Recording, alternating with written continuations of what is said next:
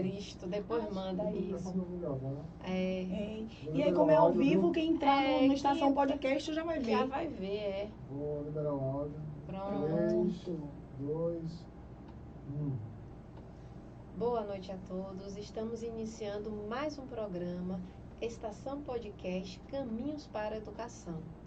Hoje nós vamos falar de um tema que é muito importante para todos os professores. Os transtornos de aprendizagem, que está presente hoje em praticamente todas as salas de aula. Não tem um professor que não tenha passado por esse questionamento. Como vou lidar com o meu aluno que tem um transtorno?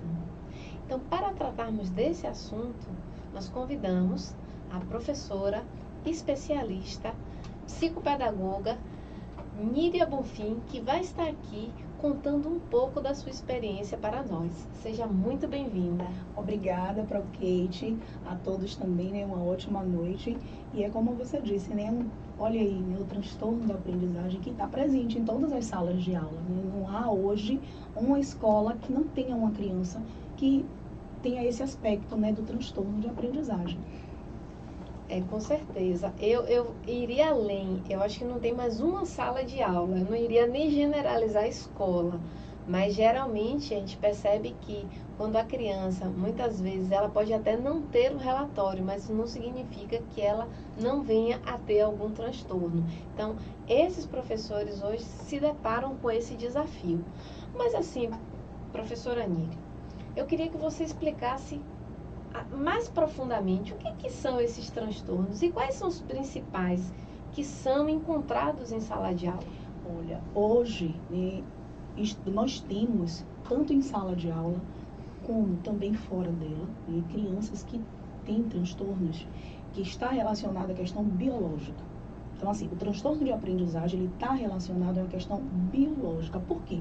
Porque pode ter vindo, sim, do pai, da mãe, ou até mesmo um avô, uma avó, alguém da família que em algum momento apresentou esse tipo de transtorno. Então, não é algo como a dificuldade de aprendizagem. Não é algo como a dificuldade de aprendizagem, e sim é um transtorno mesmo biológico, que vem de família, como a gente costuma dizer. E o que é que acontece?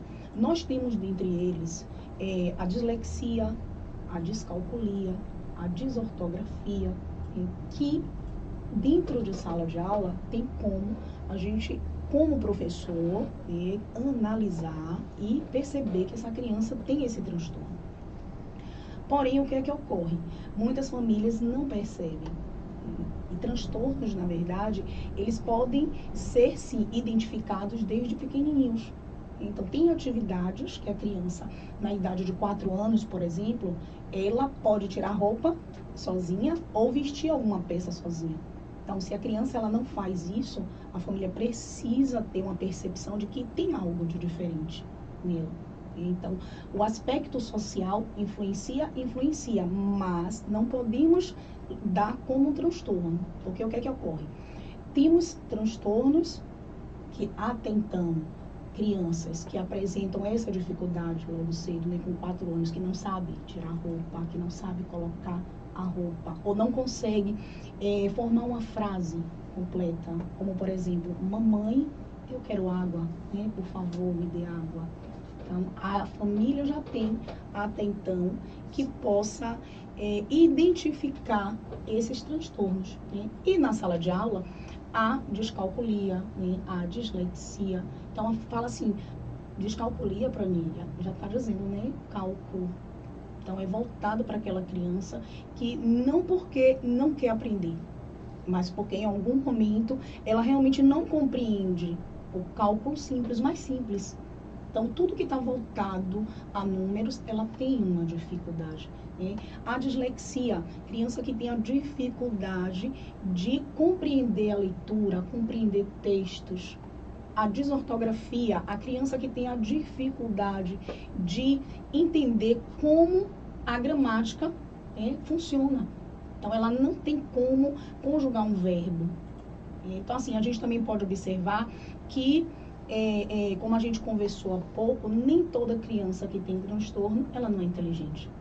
Então, a gente não pode dizer que a criança que tem transtorno não seja inteligente. Ela é, sim, inteligente, mas ela tem dificuldades em algumas áreas. E isso é uma percepção muito importante, professora, porque o que acontece? Alguns pais, eles acabam achando que a criança não tem nenhum tipo de transtorno, porque diz assim, mas meu filho é inteligente, ele consegue mexer no celular, ele em casa faz várias coisas. Então, assim, essa leitura ela é muito interessante justamente por isso, porque esse transtorno mostra que essa criança tem dificuldade em uma área específica, né? Isso. Então, por exemplo, eu como coordenadora pedagógica já vi muitas vezes alguns professores dizendo assim, mas esse aluno ele não consegue aprender matemática, eu tento, eu explico de várias formas, ele não acerta contando no dedinho, ele não acerta contando caroço de feijão, Sim. ele não acerta contando palitinho, ele não acerta de forma nenhuma. Então, assim, aí eu vejo a importância do professor conhecer, né, esses transtornos, para que ele possa identificar e não julgar o aluno como preguiçoso, Sim. de não julgar o aluno como alguém que é desinteressado. Sim. Porque, nesse caso, ele não faz realmente porque ele não consegue, né? Isso. Realmente, a criança, quando ela tem transtornos, né, pelo fato de ser algo neurológico, querendo ou não, é o neurodesenvolvimento da criança que está em questão. E aí, o que é que a gente pode observar? Quando a gente tem essa análise como professor em sala de aula, a gente solicita a coordenação, que chame os pais dessa criança, que possa pedir para que seja acompanhado por uma equipe multidisciplinar. Que tipo de equipe é essa? Neurologista, psicólogo, psiquiatra, dependendo do grau. O fono, né? O fono, dependendo do grau da criança. Então, assim, a gente sabe que teve a pandemia. Mas não podemos também dizer que a pandemia está sendo aí o pivô de tudo. Não. Então, crianças com transtornos, antes da pandemia, ela já tinha o transtorno. Criança com dificuldade de aprendizagem, ela pode ter antes da pandemia, pós-pandemia e até mesmo por falta de acompanhamento. Então, assim, hoje, quando a gente fala também da dificuldade, a gente não pode correr o risco de comparar as duas, né, de forma igual, de jeito nenhum. Transtorno, algo biológico, né, a dificuldade, não. É algo que, infelizmente, em algum momento a criança ela não aprendeu aquilo na fase dela. E aí tem fatores externos, né, Sim. que vão influenciar nisso, questões Sim. emocionais, né, que a criança Sim. passa, problemas. Então, realmente, assim, a gente precisa fazer essa identificação, porque hoje, já foi dito aqui várias vezes, né? A pandemia virou pivô de tudo. Sim. Tudo é culpa da pandemia. Tudo é culpa da pandemia. E não é bem assim, né? Não é bem assim. Não, de forma alguma. Relatos, né, de mães, como eu estou em sala de aula, algumas mães, elas trazem isso, né? Ah, mas meu filho, na pandemia, infelizmente, ele não se adaptou à aula online. Porém, se a família, ainda que a criança não tenha se adaptado à aula online, ela chegasse junto, ela estivesse presente, ela auxiliasse essa criança, com certeza, hoje, pós-pandemia, a criança não teria nenhuma dificuldade. E aquelas que têm transtorno estariam bem melhores, porque elas precisam de acompanhamento. Exato. E às vezes, né, professora, tem casos assim, como você falou, por exemplo, da descalculia, né, que é uma dificuldade referente a fazer contas simples de matemática, né? Eu vi um caso que eu achei muito interessante, que foi na China. Sim. Uma mãe, né, estava ensinando a atividade de casa para seu filho e a criança ela não conseguia responder a atividade de jeito nenhum. A mãe tentou de várias formas explicar e ela não conseguia responder. A mãe ficou tão irritada com aquilo que, acredite, ela caiu porque ela teve um infarto. A mãe infartou de raiva porque o seu filho não conseguia aprender. E aí a gente percebe uma necessidade dos profissionais que estão dentro da escola estarem preparados para ajudar essas famílias a identificar esse processo, né? Sim, é muito importante. Quando você trouxe a questão, né, dessa mãe da China, a gente sabe que lá na China eles querem realmente o 100%. Então, realmente, para deixar uma mãe morrer mesmo, infartada, porque elas não admitem de forma alguma. Porém, tem essa questão. Assim que é sinalizado esse transtorno, a coordenação, ela vai sondar a família, vai explicar com calma como deve ser feito esse acompanhamento, para que a criança ela possa evoluir. Então, assim, se me perguntar, Proníria, transtorno tem cura? Não. Transtorno de aprendizagem não tem cura. Transtorno de aprendizagem, a gente acompanha para que a criança possa, com o processo de evolução, melhorar. Porém, cura não tem. Sim. Então, é um fato que o que precisa na realidade é o acompanhamento. E quanto mais precoce for esse acompanhamento, então melhor chances essa criança vai ter de ganhar Sim. autonomia. Né? Eu já percebi, por exemplo, crianças que elas vão chegando 4, 5, 6 anos e elas não conseguem, assim, contar uma história simples, dar um recado. Isso. E aí são percepções de que o professor tem que estar atento a essas sinalizações e a família também, justamente para buscar o profissional adequado, porque tem um detalhe, né? Professor não dá diagnóstico, não é isso? Não. Professor não dá diagnóstico, né? E até mesmo assim é um risco professor dar diagnóstico. Ele precisa, mesmo que ele saiba, hoje, eu estou fazendo uma especialização em neuropsicologia, mas eu não dou diagnóstico, né? A gente analisa os alunos, eu converso com a minha coordenação e a gente vai propondo realmente a forma melhor de ajudar.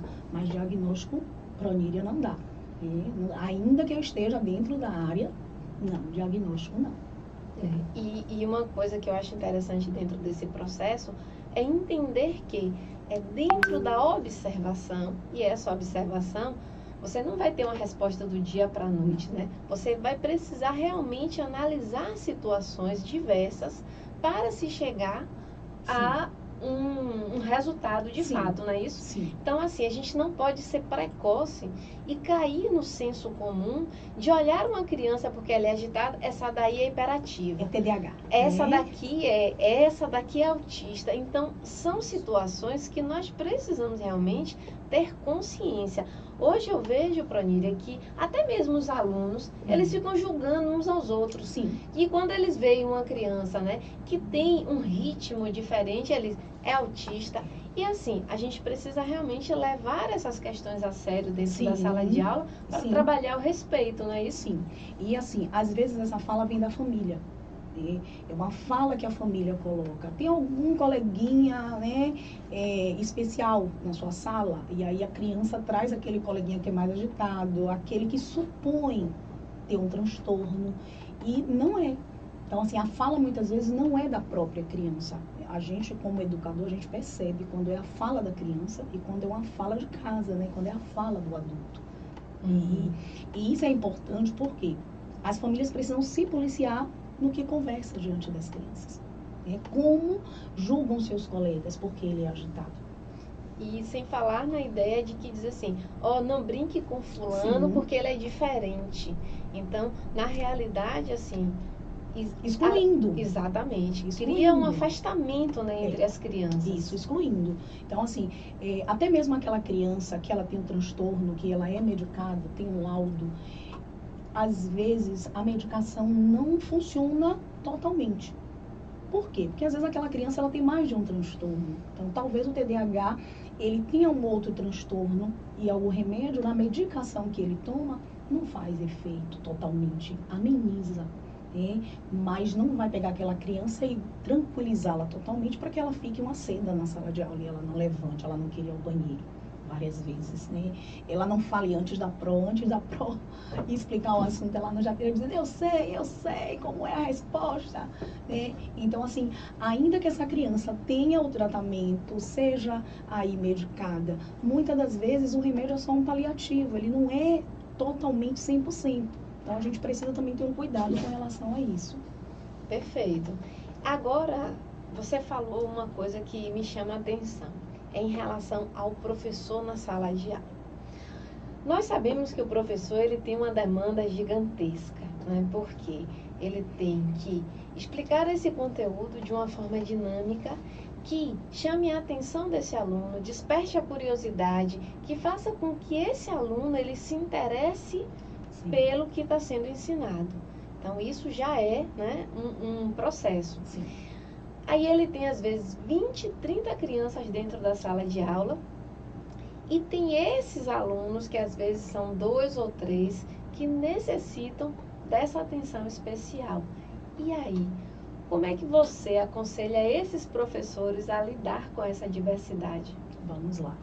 Por experiência própria, com o tempo que eu tenho de sala de aula, e sempre tive o prazer de trabalhar com crianças com vários tipos de transtornos.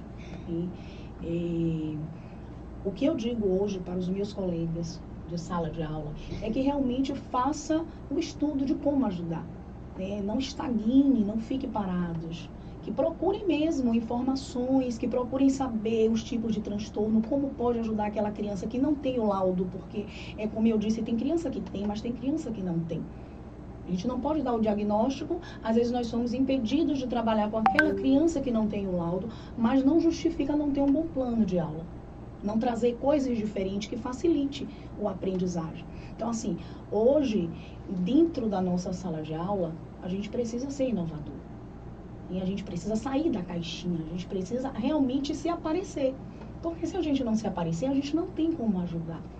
A gente não tem como colocar esse aluno para ter uma percepção melhor, né, de que ele pode sim melhorar no próximo ano, que ele pode compreender aquele conteúdo, que ele pode sim ajudar o colega dele em uma atividade que ele tenha facilidade, que ele se sinta útil. Então, hoje em sala de aula, os professores precisam estar sim preparados, ter formações, buscar, mesmo que a própria instituição não dê formações. Porque a gente sabe que nem todas as instituições fornecem esse tipo, né, de conteúdo para os seus profissionais. Mas aqueles que têm, realmente possam buscar esse conteúdo para ajudar. E o que é que ocorre? Quando a gente estuda, quando a gente busca, a gente sabe que não só a criança ganha, a gente também ganha. Em sala de aula, a gente ganha. Eu tiro por experiência própria. Você ser gratificante com vários alunos que já passaram por mim. A que mais me marcou foi uma com paralisia cerebral. Ela nasceu com paralisia cerebral e, com o passar do tempo, ela foi minha aluna de G5. Ela não sabia falar direito. E faziam assim, né, gozação comigo, que dizia assim, eita, ela foi para a sala da Profalante, agora ela fala. E deu certo, deu certo. Então, assim, na época, essa minha aluna, né, Ana Beatriz, ela foi algo assim surpreendente, porque eu colocava ela para falar assim. A tia que chegava na sala para nos ajudar, eu pedia a ela que falasse o nome. Quando a mãe chegava para buscar ela, olha quem chegou, mamãe. Então, assim, ela chegou um período que qualquer pessoa que passasse no corredor que ela lembrasse o nome, ela falava. Então, paralisia cerebral, mas que evoluiu, né? Um transtorno neurológico muito grande, né? Um problema neurológico muito grande, que é a paralisia cerebral. E, infelizmente, em alguns casos, a criança não tem mesmo a oportunidade nem a chance de esboçar qualquer tipo de reação. E foi meu primeiro aprendizado, assim, com uma criança realmente, que eu precisava ser desafiada. Então, assim, eu fui desafiada por ela, fiz realmente, né, o papel e consegui, porque na época, até a formatura do G5 ela fez. Ela cadeirante, toda arrumada, né, teve a valsa, ela dançou. A família estava lá, então assim, foi um momento emocionante, assim, um marco para mim, porque foi logo quando eu comecei na educação. E muitas outras crianças que passaram por mim, que é aquela questão. Hoje, como eu digo, eu faço o melhor, então eu busco para fazer o melhor, independente. Independente se a mãe da criança, ela esteja presente na escola, ou se a mãe não esteja presente na escola. Porque na sala de aula sou eu, Proníria. Perfeito, professora, perfeito. Que mais educadores pensem assim, porque é exatamente esse o papel, né? O professor, ele está na sala de aula para executar um trabalho. E aí, claro, que se ele tiver uma rede de apoio, esse trabalho ele vai ser executado de uma maneira mais fácil. Mas, independente dessa rede, é ele a criança, ele está tocando vidas. E justamente por conta disso, né, ter essa consciência que você acaba de dizer aqui é fundamental para que a educação de fato aconteça. Porque o que ocorre? Muitas vezes o professor, eu percebo, que ele delega à criança, né, que tem um transtorno, que tem uma deficiência, como dizer assim, não é responsabilidade minha, tira ele da sala. E aí ele sente o alívio quando a criança não vem. Ou então ele quer o tempo todo retirar aquele aluno da sala de aula, porque ele não assumiu ainda esse aluno como uma responsabilidade dele. E é justamente esse tipo de consciência que os professores precisam ter, que você acabou de falar, para que essa inclusão ela aconteça de fato e deixe de ser apenas um discurso vazio. Porque no momento que o professor ele se comporta querendo retirar o aluno da sala, querendo empurrar o problema, né? Então, assim, ele simplesmente não entende ainda o seu papel, né? Agora, é desafiador esse processo, não é fácil. Ninguém está dizendo aqui que é fácil. Não é fácil, né? A gente sabe que a LDB, ela, até então, tem sim documentado que as escolas precisam ter o espaço também para essas crianças, que é o apoio a estudantes, né, especiais, né? Então, assim, hoje, quando a gente observa, a gente sabe que nem todas as escolas têm condições financeiras para isso, para montar esse outro espaço, porque requer, na verdade, recursos. Então, assim, quando a gente fala de recursos, a gente fala também financeiro. Então, assim, escolas menores, que têm uma demanda, às vezes, maior de crianças com transtornos, não têm condições, né, de ter um espaço separado para elas. E a gente, no caso, precisa ficar feliz quando a gente encontra uma escola que tem esse espaço, né? Principalmente os pais, né, quando vão visitar a escola, porque pais de crianças que têm transtorno, às vezes, não agravando a todas as famílias, mas algumas só querem colocar lá, né? Elas não querem saber se a escola está preparada para receber seu filho. Eu preciso me livrar dele em algum horário, né? E aí é como se a instituição escolar fosse um depósito de crianças com transtorno. E a gente não pode ver dessa forma, né? A gente precisa ver de uma forma coerente e de uma forma com que a gente possa também fazer com que aquela criança ela se sinta bem aonde ela está, para que ela evolua, né? Porque se for só para depositá-la na escola e deixar lá, não tem como, né? Ela não vai aprender, ela não vai evoluir. Então, assim, ainda que tenha esse espaço na escola, precisa ser usado. Precisa ter profissionais capacitados para utilizá-lo, né? Porque, na realidade, né, essa sala de atendimento educacional especializado, né, que é chamada de AEE, então, assim, essa sala, ela deveria estar presente em todas as instituições de ensino, né? Mas como você coloca, nem todas têm condições. Mas assim, a lei, né, que você cita também, a LDB 9394/96, está longe ainda de ser cumprida, né? Porque, assim, existe um decreto que agora realmente eu não me recordo a numeração desse decreto, mas, por exemplo, diz que precisa-se ter 5% dos profissionais da escola que saibam língua de sinais. E aí, quantas escolas têm esse tipo de profissional? Então, assim, eu já trabalhei em escola que, quando chegava, né, eram pais a menina, ela era ouvinte, mas os pais eram surdos. E aí, assim, se eu tivesse ocupada na escola, tinham que sair me catando onde eu estivesse para que eu pudesse atender a esses pais. Por quê? Porque nenhuma outra pessoa sabia Libras. Então, assim, são necessidades que a gente realmente precisa repensar, né? Porque esse espaço do AE, ele é um espaço que, para essa criança, ele é atrativo, porque vai oferecer o que ela precisa, né? Sim, com certeza. E assim, quando a gente fala de estatística, a gente sabe que mais de 60%, na verdade, né, de pessoas no Brasil têm um transtorno. E aí, não somente crianças, mas também adultos. Né? E é um número elevadíssimo. Totalmente, né? Totalmente. Então, precisa, sim, de um olhar. E como você falou, Libras. Tô tentando também, viu? Tô quase lá. Tô quase lá. Por quê? Porque a gente precisa se aperfeiçoar. Né? Eu ainda não tive nenhum aluno que tenha realmente a questão auditiva, né? Tenha essa deficiência. Porque tem crianças com transtorno e crianças com deficiência. O transtorno não é uma deficiência, mas a gente precisa estar preparado.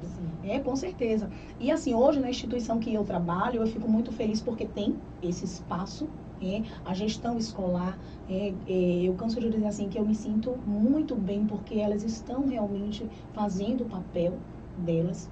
E hoje, pela história que elas têm, né, que o avô que até então fundou a escola, era uma pessoa cadeirante, ele pensava também em alunos que tivesse, sim, uma forma melhor de lidar dentro da escola, e elas trouxeram isso. Então, a gestão que eu trabalho hoje, né, Pro Mônica Celestino, Pro Magali Celestino, elas estão, sim, empenhadas também, né, em fazer valer isso. Por quê? Porque quando o aluno chega, né, independente da dificuldade dele, independente do transtorno ou da deficiência, ele possa realmente ser bem acolhido, né, no nosso espaço. E assim, acolhido, diga-se de passagem, não é ser matriculado apenas na escola. É bem diferente. Porque existem escolas que infelizmente fazem isso, né? Matriculam um aluno porque ele não pode negar a matrícula por lei. E aí a lei protege essas pessoas. Sim. Entretanto, quando chega na sala, essa pessoa fica lá de escanteio, né? Fica sem participar do processo. E aí, assim, isso não vale, né? Não vale. Eu já tive experiências de relatos de mães que botou a criança em instituições onde a criança só ficava com a tia do lado de fora. Ela não presenciava. Então, assim, para uma mãe que quer a melhora, né, do seu filho, da sua filha, dói. Saber que está na instituição de ensino onde o professor, infelizmente, em algum momento, quis que aquela criança saísse e fosse retirada dali. Né? Então, mesmo com a lei, mesmo sabendo que precisa de ajuda multidisciplinar, não justifica, né, nem o professor, nem a instituição se comportar dessa forma. Tá incomodando, chama a coordenação e volta lá fora, né? Fica com a tia lá fora que a tia resolve. Não funciona dessa forma, porque aí você não está incluindo, você está excluindo essa criança, de estar presente com seus colegas de sala, de presenciar algo que lhe faça bem, porque como a gente falou no início, ainda que tenha os transtornos, não é falta de inteligência. Então ele pode não saber a leitura, mas ele pode saber um cálculo, né? Ele pode não saber a regra ortográfica, mas ele pode saber em algum momento contar uma história da forma dele, né? Ele pode saber fazer arte. Então, ele pode não estar preparado naquele momento para aquele tipo de situação ou de aula daquele momento, mas em outro momento na aula de música, em outro momento na aula de educação física. Então, assim, ele consiga trabalhar melhor, né? Se sentir útil também, porque a criança precisa se sentir útil. A gente não pode deixar a criança se sentir como se ela não fosse um nada. Eu costumo dizer que se adultos têm sentimentos, imagine criança. Se o adulto se aborrece, se sente mal, se incomoda, se preocupa, imagine a criança. Então, a família, a escola, ela precisa entender que criança também tem problemas. E não estou falando de problemas de aprendizagem, não. Problemas internos, problemas pessoais, particulares. Quando ela chega em casa, que ela percebe que ela não conseguiu fazer a letra A e botou a perna. Quando ela chega em casa, que ela percebe que ela andou, né, na trilha, mas ela saiu da trilha várias vezes e aquele coleguinha conseguiu e ela não. Então, a criança também tem preocupações, que são preocupações, na verdade, relacionadas a ela, aquele dia dela na escola. Porque ela foi ao quadro e não conseguiu resolucionar a conta, o problema. E ela vai para casa com aquilo. Então, assim, às vezes o adulto ele não está preocupado que a criança tem problemas. Às vezes, infelizmente, os adultos se põem maioral. Eu sou adulto, eu sou grande, né? Ela é pequena, então É criança, é pequena, não. Quem manda sou eu, que sou adulto. Às vezes tem aquele detalhe, não paga a conta, Sim. não precisa trabalhar, então pense em quê? Não pense em nada, não tem problema. Quando Isso. na realidade não é assim. Não, não é assim. E aí, assim, a própria aceitação dos colegas, isso machuca Sim, também, machuca. né? Machuca muito. Porque quando você analisa a criança em si, eu digo assim, eu, como pró, em sala de aula, eu sei cada um. Se você me perguntar, eu vou lhe dizer de cada um. Né? E hoje, a gente precisa ter também profissionais que saibam, né, dizer de cada um dos seus alunos, né, quem é quem, o que é que passa por ele, o que passa na cabecinha dele. Né? Quando ele chega na sua sala que não lhe dá um boa tarde ou um bom dia, o que é que está acontecendo? Né? Se ele quer se esconder dentro de um capuz, porque hoje a gente observa que muitas crianças, elas querem um casaco para se esconder do problema dela. Então, assim, às vezes ela não usa só o casaco assim, ela tem que cobrir tudo, ela tem que se encolher, ela tem que ir para a última cadeira. E às vezes o profissional ou o professor não observa, não percebe. Mas se você analisar, aquela criança está se escondendo de algo. Ela está sentindo algo e ela precisa daquele capuz, ela precisa do casaco para que ela seja acolhida dentro daquele casaco. Então, é uma observação também que a gente precisa fazer sobre essas crianças. Criança tem problema, gente, e muito, por sinal, né? Elas estudam. Com certeza. E aí essa temática, né, que acaba estando associada de transtorno e inclusão, a gente vai além dos transtornos no sentido de que incluir na sala de aula é muito mais amplo do que incluir quem tem transtorno, Sim. quem tem uma deficiência, quem tem uma síndrome. Por quê? Porque na realidade, é como você fala, cada criança tem suas particularidades. Sim. Então, tem aqueles alunos que tem o que é repetente e Sim. que ele acaba sendo excluído também, né? Tem aqueles que são considerados como os bagunceiros, Sim. né? Então, assim, existem grupos dentro da sala de aula. E a gente precisa tomar o cuidado de que todos estejam trabalhando de forma Sim. harmoniosa e colaborativa, porque é exatamente para respeitar esse direito de valorização da autoestima da criança. Por quê? Porque todas essas crianças, independente apenas das que têm transtorno, nós Sim. devemos pensar que elas precisam se desenvolver nesse quesito de que a importância de estar ali dentro da sala de aula é de estar socializando, né? É Sim. de estar vivendo experiências que vão favorecer a aprendizagem. Porque tem muitos pais e muitos professores que só se preocupam se a criança tirou uma nota boa, se a criança sabe fazer tal e tal demanda, quando na realidade a vivência da sala de aula, ela é muito mais enriquecedora Sim, do que isso, né? Com certeza. Hoje, a gente sabe que alguns profissionais já trabalham de maneira diferente essa questão da avaliação. Né? Quando a gente fala avaliação, independente da criança ter o transtorno ou ter a dificuldade de aprendizagem, a gente tem um outro olhar para avaliar. Porque o que é que acontece? Se eu tenho uma criança com transtorno de aprendizagem e eu sei que não é falta de inteligência, eu preciso reformular como eu vou fazer a avaliação dela. Eu preciso ter um outro olhar. Não posso simplesmente chegar, botar uma avaliação normal, como todos os outros, e dizer a ela que ela me dê conta. Então, assim, principalmente para crianças que têm um laudo na escola. Então, eu tenho como comprovar que o meu aluno precisa realmente de uma prova modificada. Mas que prova modificada é essa? Como vamos fazer isso? Vai tirar tudo e colocar algo simples, básico, para a criança só tomar sua nota 10? Não. Você vai simplesmente simplificar a linguagem dela. Por quê? Porque quando você simplifica a linguagem na sua avaliação, facilita aquela criança que tem a dificuldade compreender melhor. Então, se a gente está acostumado a colocar um texto antes da nossa pergunta, que a gente seja logo direto. Por quê? Porque eu sei que o meu aluno com transtorno, ele vai entender melhor se eu for direta. Menos opções de questões, né, para assinalar. Isso. Então, em vez de A, B, C, D Sim. e E, por que não Sim. coloca só A, B, C? Né? Você simplifica para Sim. ele as opções. Então, facilita. Facilita, porque trabalhar com crianças com transtorno, de uma certa forma, para o profissional hoje, é uma demanda maior. Eu tipo assim, ai meu Deus, agora, né? Vou fazer outra prova. Quantas provas diferentes eu tenho que fazer? E aí, se o professor, ele internaliza, que é só simplificar, é olhar da criança, leia como se fosse ela. Mas aí, professora, a questão é, o professor ele só pode fazer isso se ele tiver sensibilidade. Sim.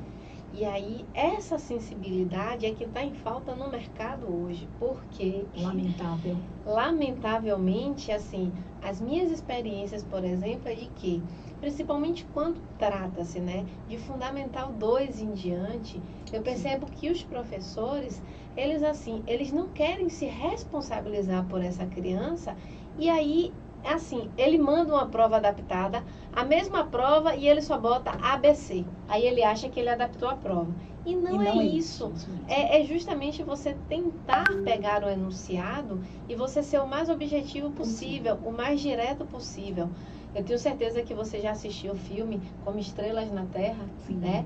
Que é um filme belíssimo que todo educador ele precisa assistir, que vai mexer realmente com a sensibilidade em relação a lidar com essas crianças. E nesse filme tem uma cena que para mim é icônica, né?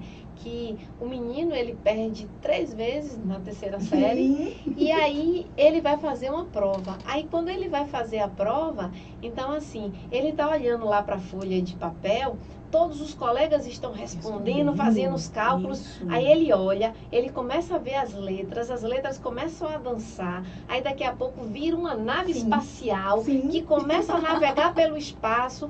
E aí assim, ele fica ali viajando, olhando, né? Mesmo. E o que é que ocorre? A professora, fulano, e quando ele olha, né? Ele tá ainda no mundo dele. Ele tá ali no mundo dele, mas quando ele olha para a professora, todo mundo já saiu da sala. Já acabou isso. E assim, ele não respondeu nada. Então, assim, aí a gente observa que uma criança dessa, ela precisa realmente de ter um olhar, porque a complexidade da prova vai dificultar, vai levantar muros para que ele consiga de fato responder, né? E por isso que a gente tem que ter esse olhar e esse direcionamento. Então, assim, a responsabilidade da reformulação da questão não é da coordenação. A partir do momento que eu sou responsável pela prova, né? Então, eu que tenho que elaborar também para ele. Porque muitos colegas, não agravando a todos, acham que é de obrigação da coordenação fazer a adaptação da prova ou do núcleo de inclusão. Fazer a adaptação. Sempre tem uma guerra aí. E não é.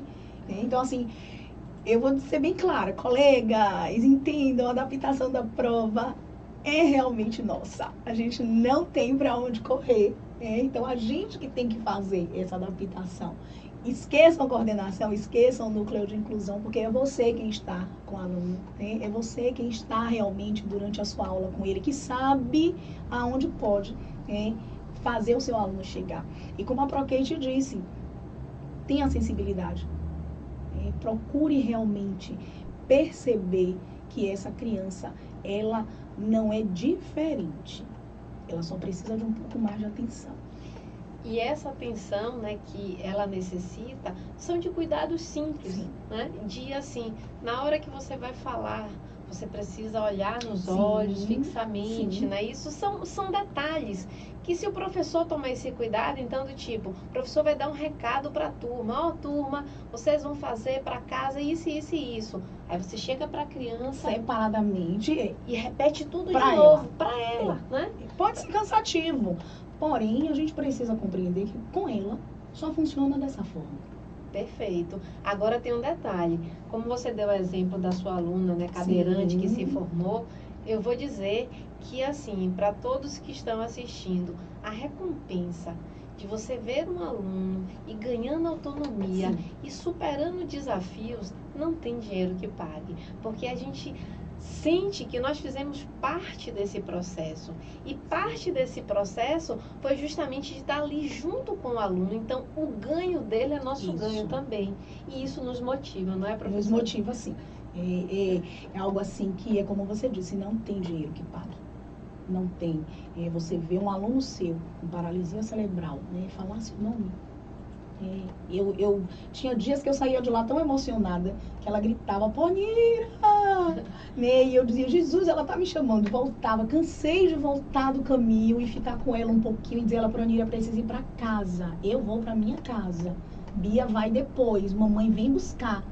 Então, assim, diretamente, né, com ela. Por quê? Porque quando eu passava do portão da instituição, eu tinha que voltar com ela chorando, né? Com ela gritando meu nome. Então, quando ela aprendeu o meu nome, era bem complicado eu vir embora, né? Porque a afetividade.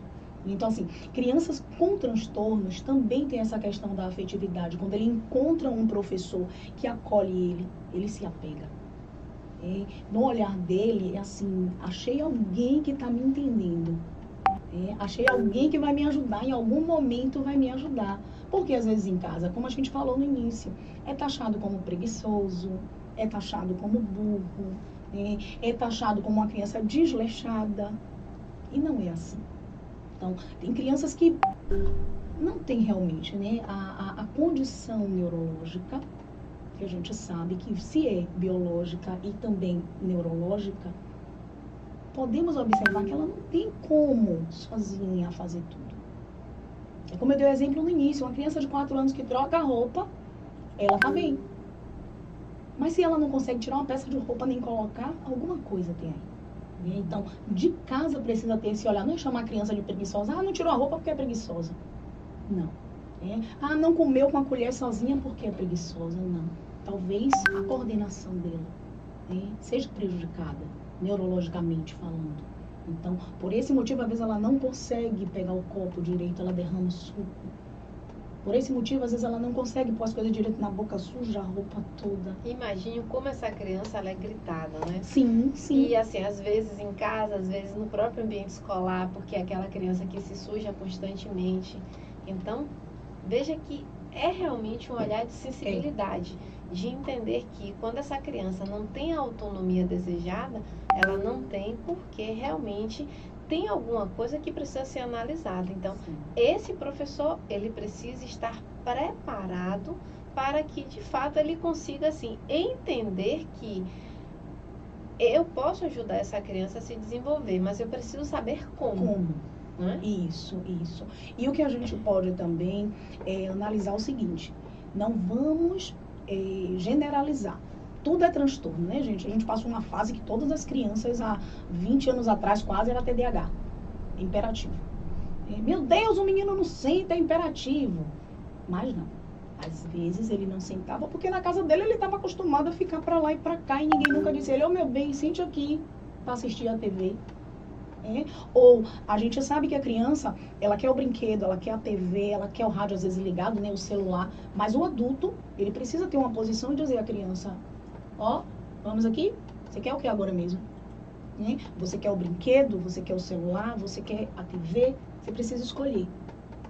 Então, assim, a própria família, ela precisa organizar os espaços mentais dessa criança. Ela precisa determinar para a criança que aquele momento do brinquedo é somente o brinquedo. Ainda que ela levante, vá na cozinha beber uma água, que ela queira correr um pouquinho pela casa, mas é o momento do brinquedo. Então não dá para deixar uma criança que até então não tem nenhum tipo de transtorno ter várias coisas ao mesmo tempo. Você precisa direcionar ela. Então, assim, criança é criança. O adulto precisa, sim, trazer a criança e dizer a ele, determinar o brinquedo para guardar no horário certo, a roupa que deixou suja no banheiro, onde é o cesto. Então, assim, coisas simples do dia a dia. Criar uma rotina, isso. Uma rotina que nessa rotina possa se perceber como é que essa criança está se desenvolvendo. Né? Então, a gente não pode confundir, né, transtorno realmente com uma falta de atenção familiar. A gente não pode. Então, uma coisa é realmente uma criança com transtorno comprovado ou até que já está sendo avaliada para receber um laudo. Outra coisa é uma criança que, como dizia minha avó, né, igual a batata, nasceu enramada e lá vai, de qualquer jeito.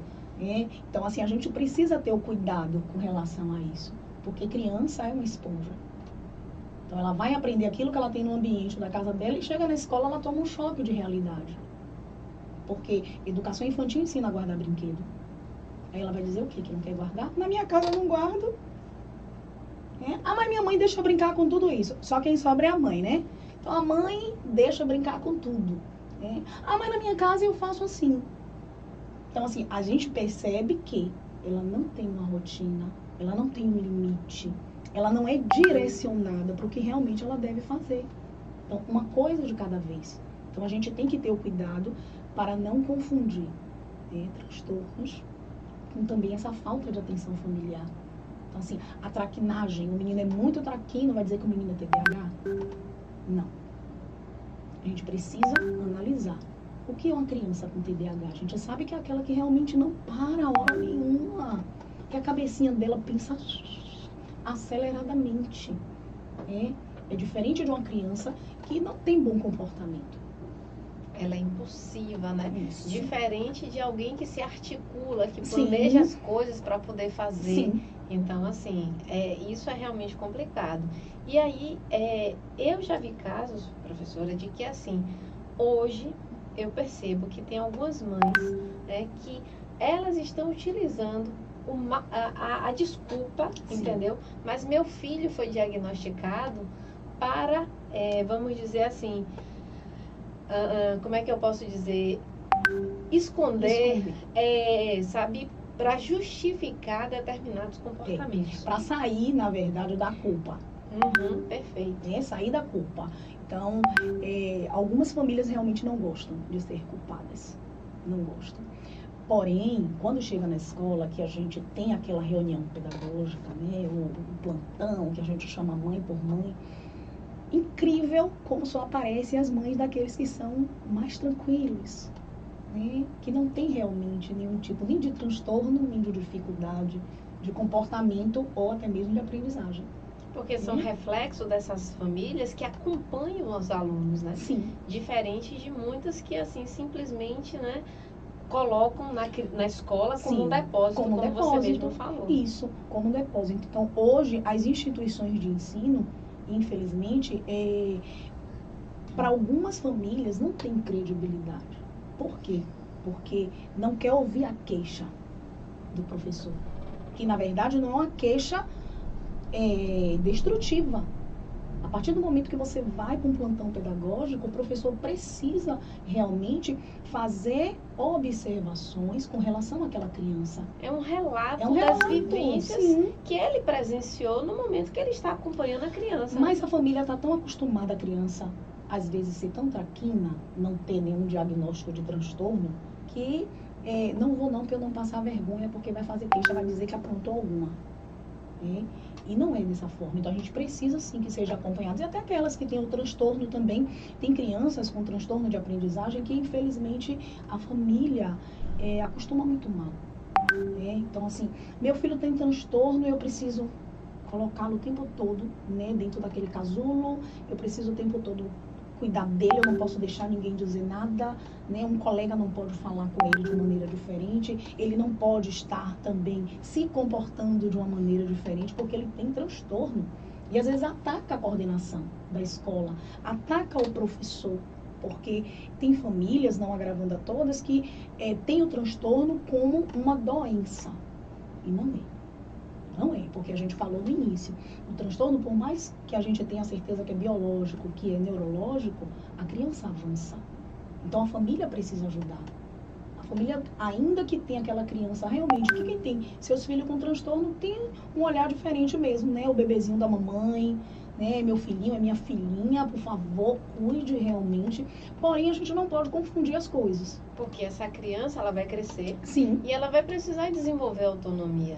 Então, a questão é, e quando ela for adulta? Sim. E ela não tiver conseguido desenvolver a autonomia? Então, olha a responsabilidade que se tem, né, de começar desde a infância, isso, a ter esses cuidados. Ter os cuidados, com certeza. Então, assim, hoje a gente vê que crianças autistas, tem aquelas que têm diferentes comportamentos. Algumas não gostam que bata palma, né? Outras não gostam de olhar, outras não gostam de abraço. Então, você vê variações, né, de crianças autistas. Porém, tem aquelas crianças autistas que estão na sala de aula que dão show. Ela não se incomoda com algumas situações. E às vezes apresenta trabalho, vai na frente falar, canta, dança como ninguém. Aí você traz um ponto, professora, que é interessante, que assim, esse professor, ele precisa entender também isso, que quando ele lida com uma criança, né, que tem um transtorno, ele vai lidar em outra sala de aula com outra criança que pode ter o mesmo tipo de transtorno, mas não vai ser igual, porque são particularidades. São né? particularidades. E aí é necessário estar preparado para essas individualidades. Sim, né? com certeza. Bem preparados, né? Porque a gente não pode generalizar a criança que tem o transtorno. Você pode ter um TDAH autista. Olha aí, que situação, né? Você ter 2 transtornos em uma criança só. E essa criança vai se tornar um adulto, precisa ter um olhar diferenciado também pela própria sociedade. Então, assim, quando a gente fala da criança em sala de aula com transtorno, que o educador, professor, precisa ter o seu olhar na educação física, na arte, na linguagem, né, na matemática, a gente vai aos pouquinhos observando o que ela é capaz de fazer. Então, assim, as escolas, elas promovem, né, eventos culturais. Tem criança que não faz nada. Né? Ela fica paradinha ali, ó. Ela olha assim, ela bota a mão no ouvido. Né? Mas tem criança que, mesmo tendo transtorno, ela tá ali, tranquila, né? Esperando só acabar. Tipo assim, dentro dela ela tá, meu Deus, que acabe logo. Né? Pra eu descer daqui, não tô gostando que as pessoas estão me olhando. Mas ela consegue se comportar diferente. Então, assim, cada um tem sua particularidade nos transtornos, não são iguais. Perfeito, perfeito. Então, assim, é um desafio muito grande, não é? Não é fácil. Entretanto, é uma responsabilidade do professor. Esse professor, ele precisa estar preparado para que nesse processo ele consiga, de fato, entender que essa criança, ela está em um processo de desenvolvimento e que nesse processo ela pode sim aprender coisas a cada dia, né? Então, é a ideia de que esse avanço, ele pode ser lento, porque cada um tem o seu próprio ritmo, mas ele acontece, né? Então, eu gostaria, professora, que nós fizéssemos agora as considerações finais, porque realmente esse é um tema muito interessante e a gente vai entrando em outros assuntos. Com certeza. E se, assim, brincar, daqui a pouco a gente se estende e acaba fugindo do tema, né? Sim, então, eu queria que você fizesse essas considerações finais, deixando esse recado para os professores que lidam com a sala de aula e que se deparam com essas dificuldades. Então, como é que eles podem, né, superar essas dificuldades e enxergar esse aluno que tem um transtorno não como um problema, mas como, né, alguém que precisa ali da sua ajuda. Como eu falei, né, no início, precisa sim ter formações. Então, que o professor, o educador, ele busque realmente ter um outro olhar, ter um olhar diferenciado para esses alunos com transtorno, porque hoje, em sala de aula, é você e o aluno. É o aluno que confia em você como professor para ajudar ele a avançar naquele assunto, naquele conteúdo.